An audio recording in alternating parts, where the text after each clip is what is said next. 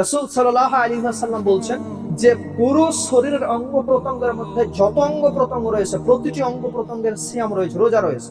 উদাহরণস্বরূপ আমি যদি বলি যে আমি যদি মনে করি যে আল্লাহর নিকটে আমি একটা সিয়াম 30টি সিয়াম পেশ করেছি, তাহলে আল্লাহ তাআলা আমাকে 100 নাম্বার দেবেন।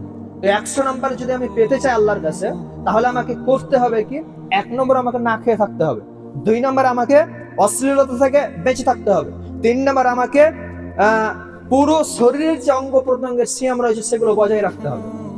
তাহলে আমি 100 নাম্বারকে যদি কিছু নাম্বার করে ভাগ করে দিই, মনে করুন হাতের সিয়াম আছে, পায়ের সিয়াম আছে, পেটের সিয়াম আছে, মুখের সিয়াম আছে, জিহ্বার সিয়াম আছে, তা প্রতিটি অঙ্গ প্রত্যঙ্গের 5-5 নাম্বার করে যদি ভাগ করে দেওয়া হয়, আর না খেয়ে থাকাতে যদি কিছু নাম্বার দেওয়া হয়, অশ্লীলতা থেকে বেঁচে থাকার জন্য যদি কিছু নাম্বার দেওয়া হয়, যদি ভাগ করে দেওয়া হয় 100 নাম্বারকে, তাহলে যখন আপনি হাতের দ্বারাতে কোনো অন্যায় করবেন রোজা রেখে, তখন হাতের সিয়ামটা নষ্ট হয়ে যাবে, যার কারণে মনে করুন 5 নাম্বার বাদ গেল।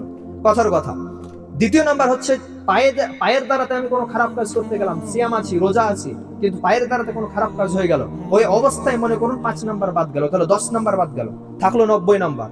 আরো মনে করুন পেটের দ্বারাতে আমি হারাম জিনিস ভক্ষণ করে ফেলেছি, যার কারণে 5 নাম্বার আরো মাইনাস হয়ে গেল, তাহলে 15 নাম্বার মাইনাস হলো। মনে করুন জিহ্বার দ্বারাতে আমি কোনো খারাপ কথা বলে ফেলেছি, জিহ্বার রোজা নষ্ট হয়ে পড়ে গেল, নষ্ট হয়ে গেল, যার কারণে আরো 5 নাম্বার বাদ গেল। এটা কথার কথা উদাহরণ দিচ্ছে।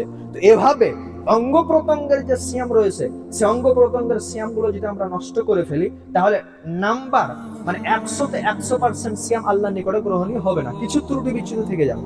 তো এই যে কষ্ট করে আমরা 30 সিয়াম পালন করলাম, 1 মাস সিয়াম পালন করলাম, এবং আমরা সকলেই আশাবাদী যে আল্লাহর নিকটে যেন 100-তে 100% সিয়াম কবুল হয়, কিন্তু এর ভিতরে কিছুটা আমাদের ঘাটতি থেকে গেছে। তো এই ঘাটতিগুলো পূরণ করবে যে, তার নাম হচ্ছে যাকাতুল ফিতর, সাদাকাতুল ফিতর, ফিতরা।